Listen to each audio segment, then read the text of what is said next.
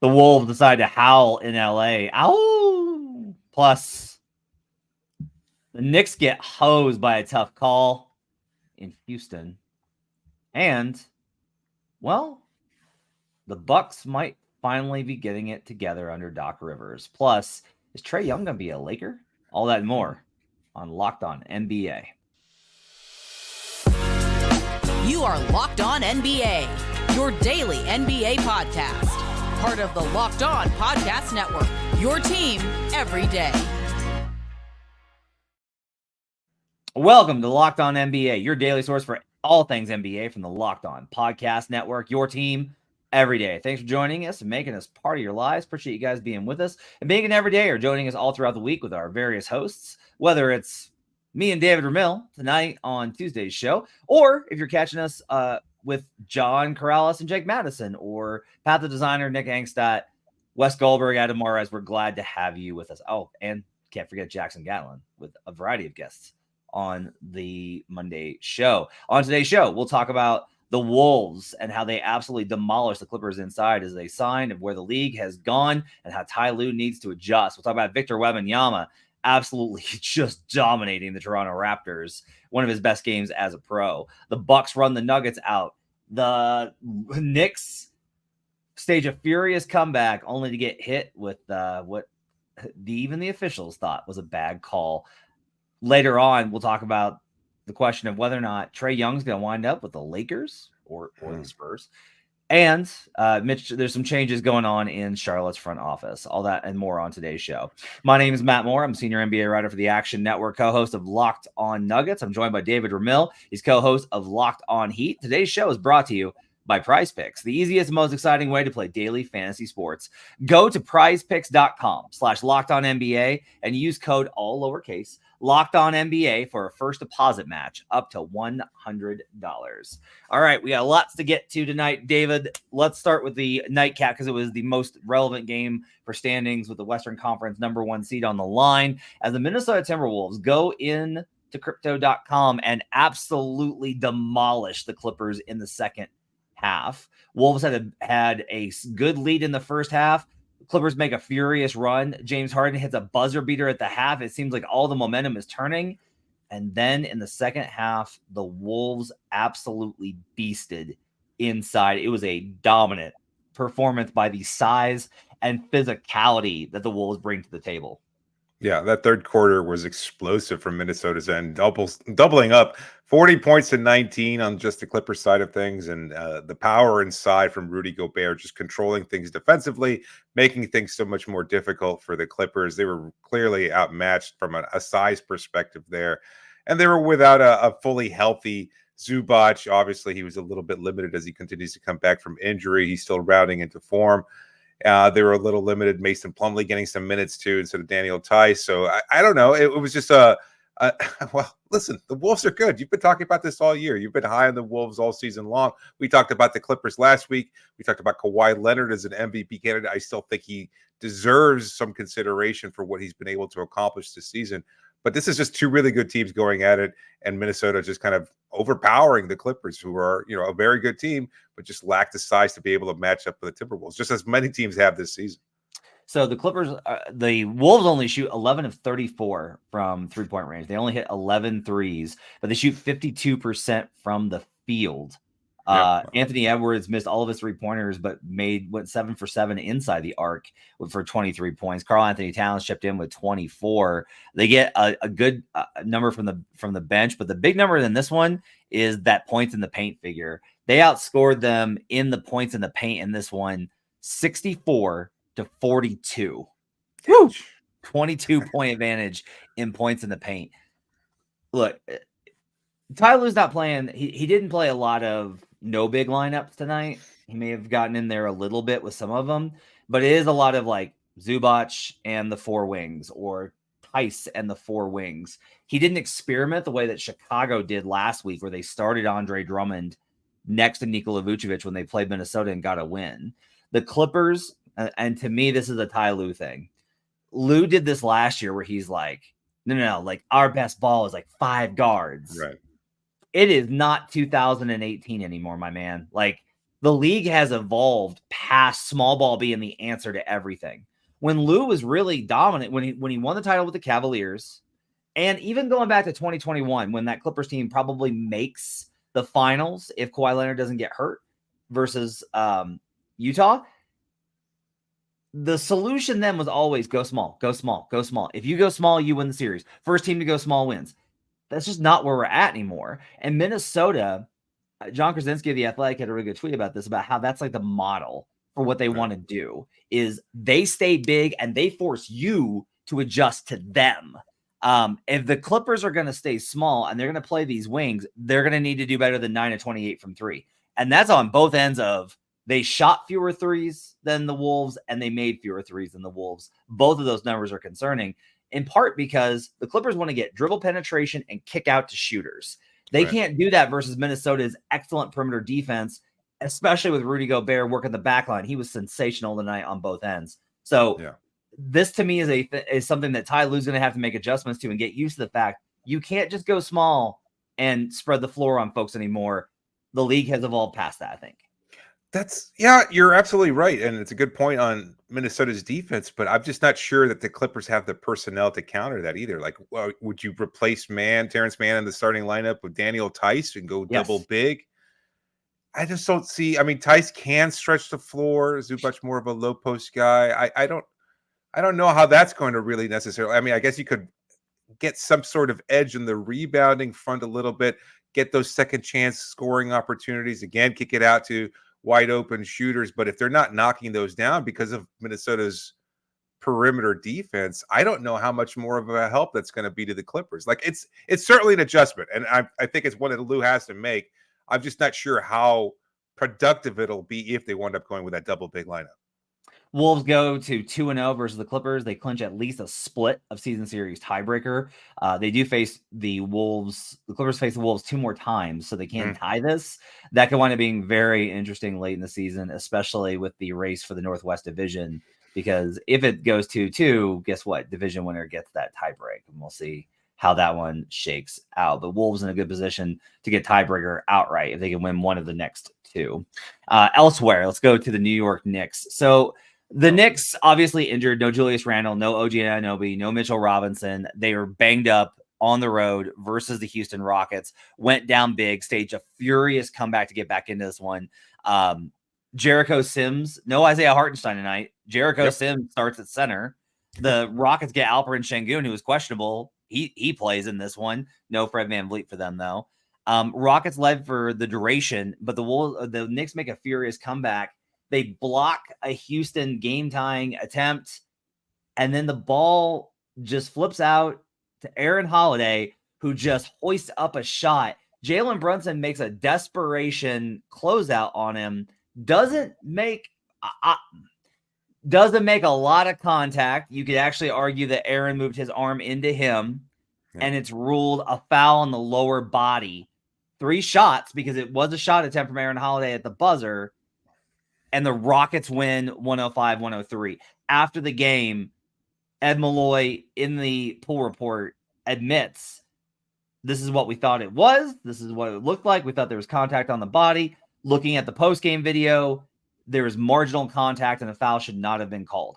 I want to credit Ed Malloy here, which like one of my favorite calls ever is Wolves announcers going, "Go, Ed Malloy!" Like Ed's got a reputation, but they screwed up. They made a mistake. That's it. Yep. Like they missed a call, and it's a regular season game in a non-conference situation. I understand the Knicks are fighting for their lives here in the playoff race. I get it, but it happened. And also, like, I'll just say this. I personally, like, when I first saw it, I was like, that's got to be a foul. It's like a reckless closeout by Brunson. That's it. That's it exactly. And I'm just kind of like, Jalen, look, why are you doing? Why are you leaping into him with both arms up in that situation when you've got a shot at overtime? You got to have better awareness. Yeah, you're 6 feet tall. You're not blocking the shot, dude. Like, I mean, it's just ridiculous. Like, Jalen Brunson is fantastic, a hell of a player, really smart, really good decisions 95% of the time. that 5% cost the Knicks the win tonight. It wasn't Ed Malloy's screw up. And yeah, Knicks fans are going to harp on that. I totally understand that perspective. But that doesn't take away from the fact that Brunson made a huge mistake there. Like, that was unnecessary. He could have closed out hard without having to jump into Holiday's body and initiate whatever marginal contact it might have been. It was totally unnecessary. He was fading away from like 40 feet out, and he didn't even shoot the ball. He kind of just like chucked it one arm sideways at the hoop, and it had a chance of almost going in. So I understand the perspective of you want to guard these guys when they're taking those kinds of shots, but it was the probability of that shot falling was so minimal, and he wound up making a huge mistake that wound up costing him. So it's just a tough break for the Knicks, but they'll bounce back considering the injuries and everything else like that. Like, everybody's limping into the All-Star break at this point. They just want that break, and the Knicks are going to be able to be just fine. Like, it was a bad call, no doubt. And I like fans have a right to be mad about bad calls that cost them games. I totally understand. But also, Jalen, just let Aaron Holiday try and beat you. Make Aaron Holiday beat you, Jalen. All right, on the other side, Victor Wembanyama dominates. The Bucks get revenge on the Nuggets, and we'll hit the rest of the games around the association. We'll do that when we return on Locked On NBA.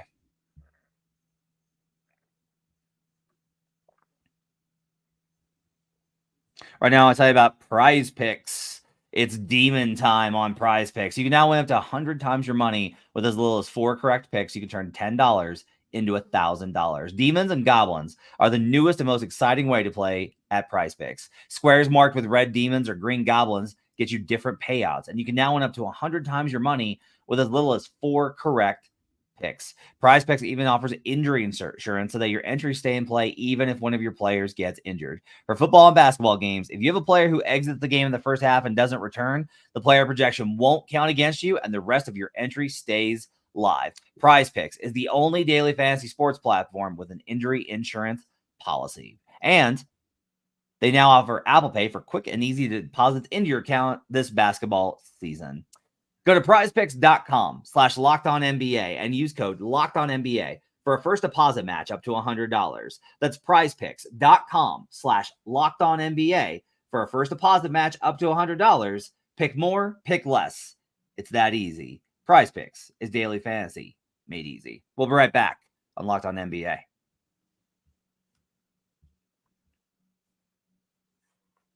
Back here on Locked On NBA. Thanks for being with us on a Tuesday. Matt Moore and David Ramil with you, recapping the games from Monday. All right, let's go ahead and let's head on out and let's check out Toronto because, man, so I've been, David, I've been patient with the Victor Wembanyama experience. I've seen a lot of his games. I've watched a lot of his clips. I knew Victor coming in from like watching the overseas stuff with his team last year. But like, I haven't allowed myself to like, I'm like, we're going to watch this guy for a long time. So when you can't watch all of the games every single night, you can make some choices. I decided to catch this one, and man, am I glad I did. Victor Wembanyama versus the Raptors, 27 points, 14 rebounds, 5 assists, 2 steals, 10 blocks, and was a plus 20 as the Spurs demolished the Raptors 122-99. Look, Raptors obviously in a pretty tough spot, but this was Jakob Poeltl, NBA veteran. They've actually added a little bit of size lately with Kelly Olynyk. Wembanyama was everywhere. It was like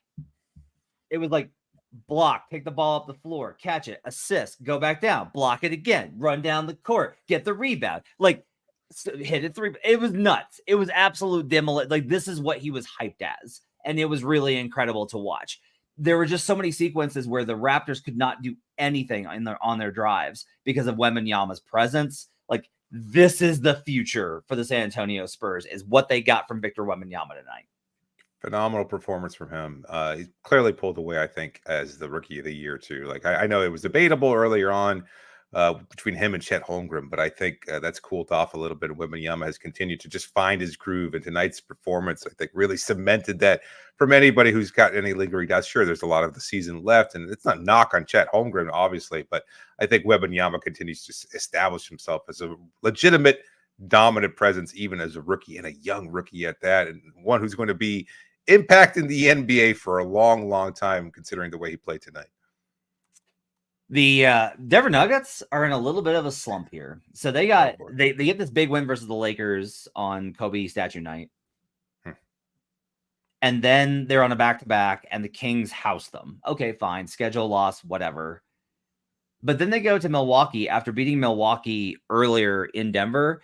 And this was I started with like the Nuggets are in a little bit of a slump. I want to give the Bucks a lot of credit here. Yep. Those that follow that team have kind of been like, they look a lot better since Doc showed up, and everyone's like, but the record, like they've been losing, but it's like they look more organized, they look more together, they look a lot more like the Bucks now. And this was a really dominant performance on both ends. In particular, how about this line from Giannis Antetokounmpo? 36 points, 18 rebounds, 5 assists, 3 steals, 2 blocks, just 2 turnovers, plus 18, 14 of 19 from the field. He was hitting mid-range shots. He absolutely ran through Aaron Gordon. The Nuggets are gassed, and they're trying to get to the All-Star break. This is that time of year. We're 3 days away from All-Star break. Teams are checking out. That to me is a lot of this with Denver, but Denver's got a lot of blowouts in their recent schedule. They got blown out by the Knicks. They got blown out by the Kings. They got blown out by the Bucks. Little bit of a slide for them, and for the Bucks, who are finally home off that West Coast road trip when they made the coaching change. I think the Bucks are about to take off, and I think that they're not going to push the Celtics for the 1 seed because the Celtics have one of the easiest remaining schedules, even though they only have 14 losses. So they're not going to catch the Celtics, but I do expect the Milwaukee Bucks to finish with the 2 seed. I think they're about to rattle off a bunch of wins, and this was a good start for them. Yeah. The only thing is, I wonder what the statistics show. You probably might know this better than I do. Leading into the All-Star break, if you build this kind of momentum and then wind up taking a week or so off, does it hinder that momentum? Can you continue to build off that? Historically, how has that projected? Because I'm just curious to see, now that they're getting into that groove, and obviously Doc and Giannis are going to be at the All-Star break in Indianapolis and everything else like that. But do you think that they can recapture whatever lightning they currently have and bring it back and capture it back again in the bottle after the All-Star break? This is anecdotal. I haven't looked at the numbers, but I'll say that I from an anecdotal standpoint, my experience is it actually helps because they'll get to practice. Like, think about how valuable that is for installing the stuff that Doc wants to install. Fine tuning. Yeah, sure. They can't do much in terms of install. Like, they're not going to install all of Doc's stuff. They're still going to have to kind of piece it together. But at least Doc could be like, all right, let's work on some principles. All right, let's get in the gym and let's actually figure some stuff out. They haven't had a chance to do that. They've been on the road. So, that practice time is really valuable, I think, for all teams. But in my experience, you see these teams kind of reconfigure before the All-Star break, whether it's trades or in this case, a coaching change. Get the All-Star break, have that time, and then be able to reconfigure, as well as you get rested and healthy, hopefully getting Chris Middleton back off the ankle sprain. He didn't play tonight, and get themselves back in line. Contavious Caldwell-Pope for the Nuggets only plays 9 minutes and 20 seconds because he had a hamstring coming in, and he re-aggravated it. Now he's out again, or he had an ankle coming in and then aggravated his hamstring. He only plays 9 minutes. Jokic goes for 29 points, 12 rebounds, 8 assists. Minus 16. They couldn't even scratch the surface because nobody else was able to show up for the Nuggets whatsoever. Bucks defense was much better in this one. How about before we go to break, let's hit. I'm looking at all the options we got. Let's talk about the Warriors. Warriors are over 500. They get the win in Utah. So Utah has been one of the best home court teams in the league this season. They've been absolutely dominant. The Warriors do it again. Steph Curry was a plus 30. He finishes with 25 points on 19 shots. Klay Thompson adds 26. Draymond Green's a plus 11 with a 12-10-8 to his mark. How about Jonathan Kuminga adding 14? All 5 starters for the Warriors in double figures. They got 7 guys total. The Jazz defense couldn't do anything with this Warriors team. They put up a huge number, 129, 107. I will ask you this, David. How much of a threat in the West are the Golden State Warriors if they're able to keep this momentum going? I think they're a legitimate threat. I think they can wind up maybe even getting out of the play-in tournament, but even still, I don't think that they're a team that any Western Conference team wants to face. Obviously they'd have their mismatch problems with Minnesota or the Clippers or anything like that, but I think by and large, though, considering Steph Curry and the volatile nature of his scoring and what he's able to do out there and the leadership and everything else, I think he could probably I mean, they're a threat. I see them as such. That's why I was never worried about them. Like, I mean, I remember months ago talking about, oh, they're going through a tough stretch, and they look shaky and everything else like that. But they've bounced back pretty well, and I think that was pretty likely to happen considering the personnel and everything they've experienced. It seems, I'll be honest, look, they did look like they were on the last gasp there, and we've seen this with dynasties before where they just can't seem to muster the energy to try and find a way to win in the middle of the regular season and everything else like that. But they've gotten a burst, and I think Kuminga has provided a huge boost to return to Draymond. It's all working out. Steph playing, like Steph. They're as good a team as any right now, and I think they've got as good chance of any of probably getting out of the Western Conference. I know that it might seem ridiculous considering where they were a couple of months ago, but that's the way I see it. On the other side, we got some news to get to. The Hornets make a change in their front office. And is it possible that it won't be DeJounte Murray that the Hawks wind up trading this summer, but another one of their guards? We'll talk about that up next on Locked On NBA.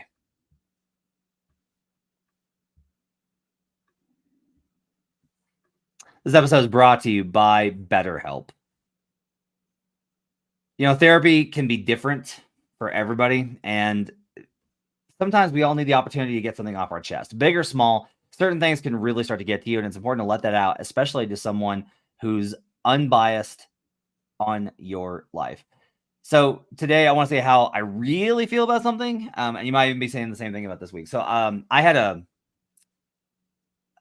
my dad had to have a heart check, and he was really scared. My dad had a heart attack, a triple bypass back in 2016, and it scared the life out of him. And he made a lot of really good changes, but he's kind of left with a lot of trauma from that, and he was really worried. So I had to make an emergency trip to my folks to see them in Arkansas. Met them in Little Rock, and then I had to drive them back because my mom has some health issues and she's not able to drive. So I'm back in my old hometown, and there's just this weight of nostalgia there. This overwhelming weight of being back where I grew up and all the memories that I have of friends and situations and all this kind of stuff. And it was a lot for me, honestly, to kind of deal with while I'm in the middle of an NBA season. I'm going to All-Star this week, and it just felt like a lot. And so this is a really great time for therapy to be able to just kind of talk through those things and unload some of that. So sometimes your internal stuff is what winds up packing that baggage on you. And sometimes life just hands you situations where you've got that baggage with you and you need to be able to process that. And therapy is a great way to do that and to do it in a healthy manner so that you can do better.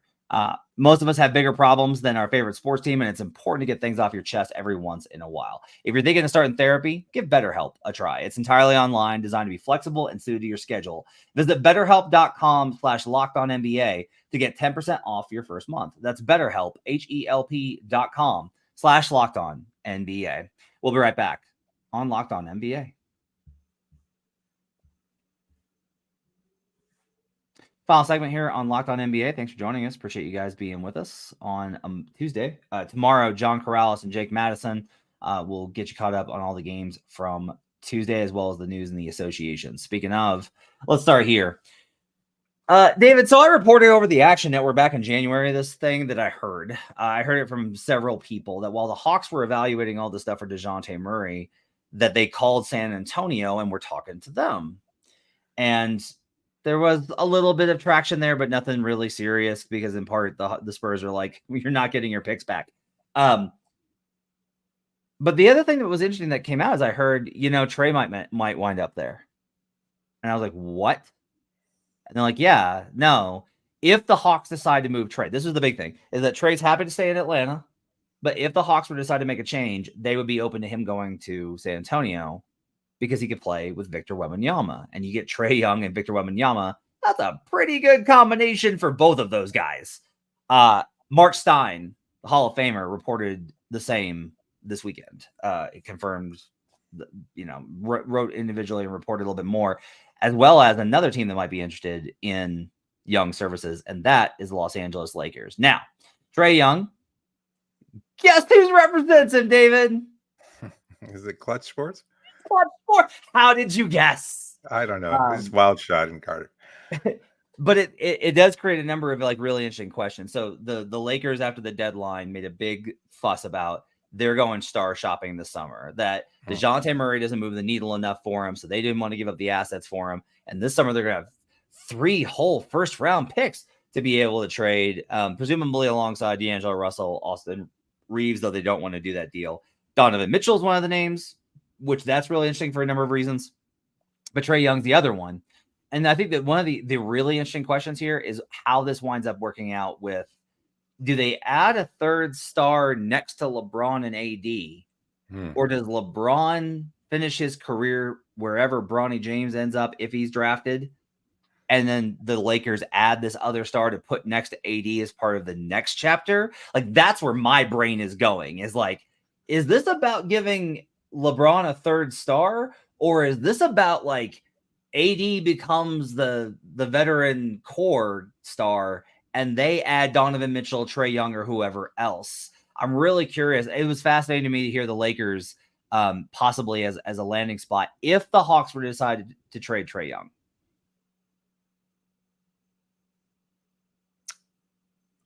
I just don't see why the Hawks would do it. I just don't. I listen, I know you can argue about everything that Young does, and I'm not a huge fan of Young's overall game, but I can't deny his productivity and everything that he's able to accomplish. And he is, I mean, whatever hope Hawks fans have been able to maintain over the last few years, it's because of Trey.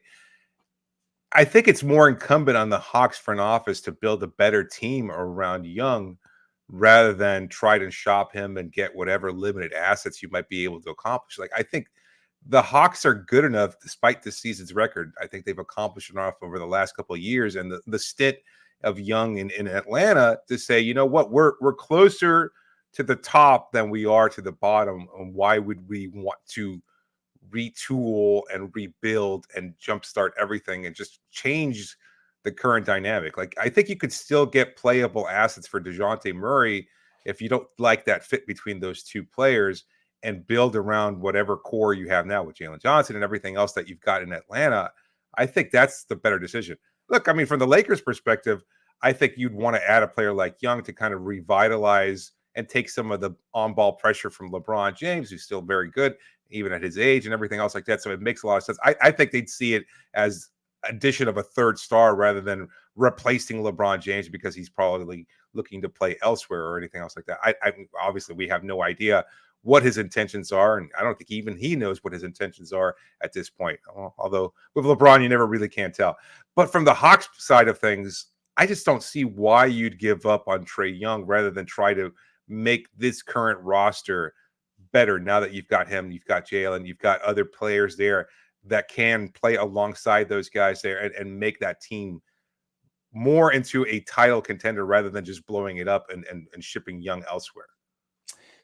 I do think that there's kind of and Stein reported on this, that basically there's a feeling that that in one way or another, they're not both going to be there. They're going to break up that tandem. Fair enough. Yeah. And for me, I will say, I really like how DeJounte's played in Atlanta the last, I don't know, season and a half. Like, I think he's actually like made some real strides. And I will say that I don't love the identity when Trey Young is their best player and everything is built around him. And Trey's played awesome this year. Trey's defending better. Trey is a magnificent passer. His shot has rebounded after a rough stretch for about a year. And to start this year, I was like, if he can't shoot, this is going to get to be a problem. It's rebounded. He's been a solid shooter this season. He's an all-star. I think Trey can be the type of star that LA is looking for. I think he would be a great fit next to Victor Wembanyama.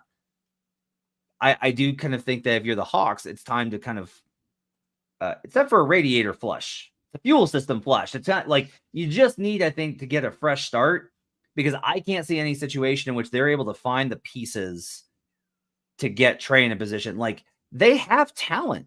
If you watch the Hawks, you're like, Onyeka Okongwu's good. DeAndre Hunter's is a very solid wing, and Sadiq Bey is giving them really good minutes. AJ Griffin has fallen completely out of the rotation. I don't know what he did to Quinn Snyder, but like, they have guys, and it just has not worked at all. And they don't seem to be able to build any sort of momentum. So I think there's probably some value in them with the start over. I could see that. Like, I from that, when you explain it like that, you know, Young has been given the reins to control everything, and that's why Nate McMillan's no longer there. That's why Lloyd Pierce is no longer there, etc. if you're looking to change things, maybe you'd have to say, you know what, we'll take not necessarily pennies on the dollar, but not equal value, because you're not going to get equal value for what Trae Young is able to bring to the table. But you might just say, look, we handed you the keys and you just drove us into reverse for too many years.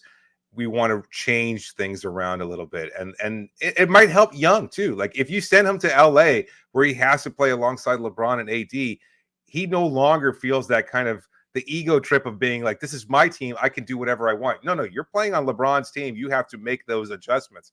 And in San Antonio, it's not that necessarily he wouldn't be able to be the best player, at least for now, until Wembanyama continues to develop. But that San Antonio is all about Pop and that system. You're kind of just learning how to fit into it. So I could see that from that. That's an interesting perspective there. Speaking of flushing things, Mitch Kupchak for the Charlotte Hornets was promoted to, well, not promoted. He was shifted to an advisory role.